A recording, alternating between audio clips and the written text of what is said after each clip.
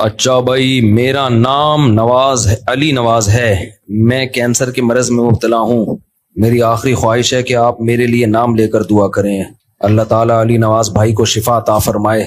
نبی صلی اللہ علیہ وسلم نے فرمایا، ان اللہ اذا احب قوما ابتلاہم فمن صبر فلہ الصبر فلہ الرضا ومن سخط فلہ السخط، کہ اللہ کسی سے محبت کرتے ہیں تو آزمائش میں ڈال دیتے ہیں۔ دیکھو، ابھی پورا بیان ہوا تھا صحت کی فضیلت پر۔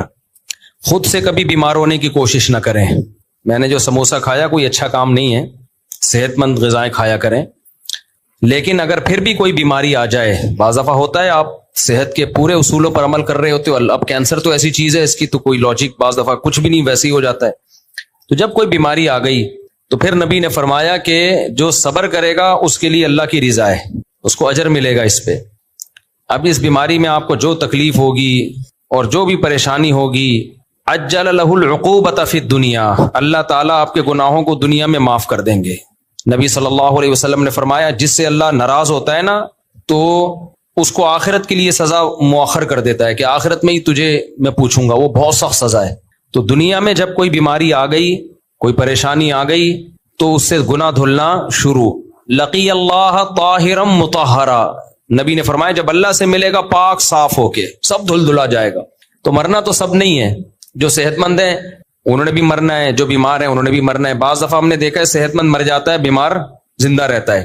تو اس لیے یہ بھائی جو بھی بیمار ہیں، پہلی تو دل سے دعا ہے اللہ ان کو صحت دے، شفا عطا فرمائے۔ اللہ کے خزانوں میں کمی نہیں ہے، ایسے ایسے لا علاج مریض ہم نے دیکھے ہیں ٹھیک ہو جاتے ہیں۔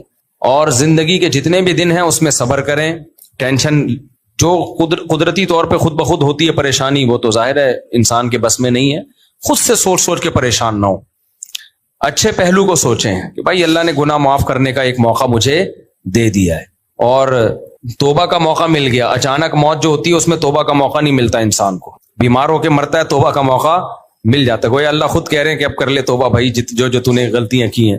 تو یہ بھی ایک اللہ کی رحمت ہے۔ اچھا بھائی، غزہ اور فلسطین کے حق میں جو احتجاج ہوتے ہیں اور ہو رہے ہیں، ان میں خواتین کا شریک ہونا کیسا ہے؟ اب میرا خیال ہے احتجاج میں خواتین کو تو نہیں بلایا جا رہا، زیادہ تر تو مردوں کے احتجاج ہو رہے ہیں۔ تو جب خواتین کو نہیں بلایا جا رہا تو نہ جائیں، وہ احتجاج تو مرد کر رہے ہیں۔ میں نے اپنی زوجہ کو 3 بار طلاق ہے طلاق ہے طلاق ہے بولا، پھر باپ کا نام لے کر 3 بار طلاق ہے طلاق ہے طلاق ہے بولا، کیا رجوع کا کوئی آپشن ہے؟